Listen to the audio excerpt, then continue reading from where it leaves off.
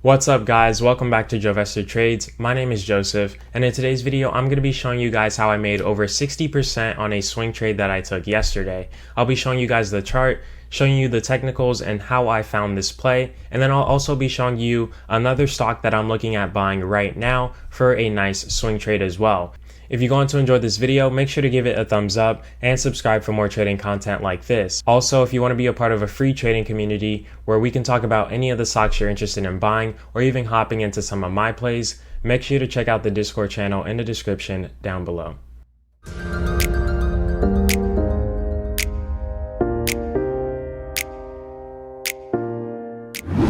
Alrighty guys, so right here we have SPY pulled up on the chart, and the first thing I want to show you guys is that I have this overhead resistance mapped out on SPY. Every time SPY reaches my overhead resistance, it typically has a pullback to the downside. So that's why I was watching SPY, and I was watching them for put options. Yesterday, I actually made a video talking about how I was hopping into SPY puts. So if you saw that video yesterday, great for you. If you hopped in, you made some money. And if we go over to the daily time frame, the first thing I want to point out is that on the RSI, we'll see that SPY was actually overbought.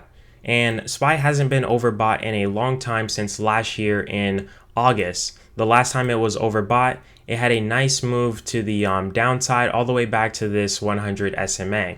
So that's something to keep in mind, given the fact that every time it's overbought territories, it always has that pullback. That's why I wanted to buy some SPY puts. Not only that, but as we can see, every time it touches this upper line, it pulls back again. So SPY puts were definitely a high probability play.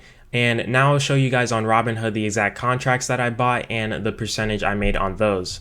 So right here on April 13th, I bought the 411 put that was expiring on April 19th, and I bought it at 3:03 p.m. for $141 a contract. Now if we go back to the chart and we go to the 1 minute time frame, we'll see that April 13th was right over here, and this is the area where I started to buy SPY puts. This is where I was alerting it out to my Discord group, and as we can see, as it starts getting closer to that resistance area, this is where you want to be buying those puts.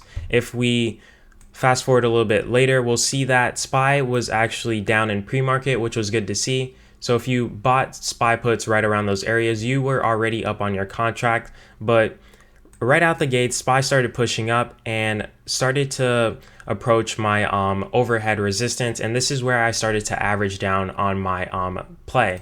And if we go back to Robinhood, we'll see that I bought another one for an average cost of $117 at 10 a.m. this morning. This brought my average cost down to about 1.2, and as I said before, SPY was very overextended on the higher time frame, so I was pretty comfortable with adding on to this play.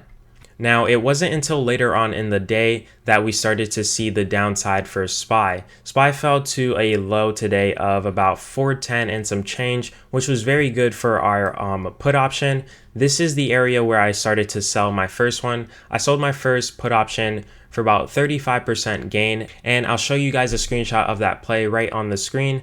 This is where I sold the first contract, and then after SPY fell some more, I sold my second one for about 60%.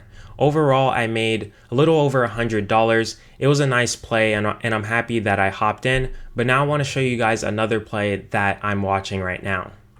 So right here, I always have a list of stocks that I typically like to swing trade. It's always good to have a watch list because you can just swift through your watch list every day, see what opportunities you find in the market, and then hop in plays based on that. And what I want to show you on my watch list is actually Blink, ticker symbol BLNK. If we go over to the 4-hour time frame, right here we're on the 4-hour time frame. Previously I was trading Blink right around this area. It was forming a nice upward channel, which was easy to trade off of. You just buy around these support levels and ride the momentum up. After it broke out of this channel, I haven't been in Blink until recently, where I'm looking at hopping in again.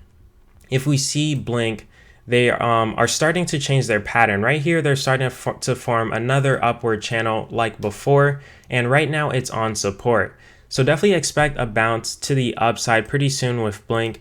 I'm trying to see if it can honor this support line that they have mapped out on the chart. If we start to get a bounce tomorrow, then I'll start to hop into some call options or even buying shares. Also on the RSI, we can see that it's right around 35. So it's closer to that oversold area, which is what we like to see. If Blink falls through this support line that I have mapped out on them, then the next area I'm looking for Blink to catch is their prior swing low, which is around $35 or $34-$35. So if Blink doesn't bounce off this support level, I'm looking to go long around these levels right here. So that is the play that I'm currently keeping an eye on. I want to see Blink, as I said before, bounce off this support area and create newer highs. If not, then I'm looking to buy them right around here. If you want to see more trade recaps like this, as well as some swings that I'm eyeing, definitely subscribe and turn on post notifications so you don't miss when I upload. Also, if you want to be a part of a free, nice trading community where we talk about stocks, different opportunities in the market, and what I'm hopping into myself, make sure to check out the Discord channel in the description down below.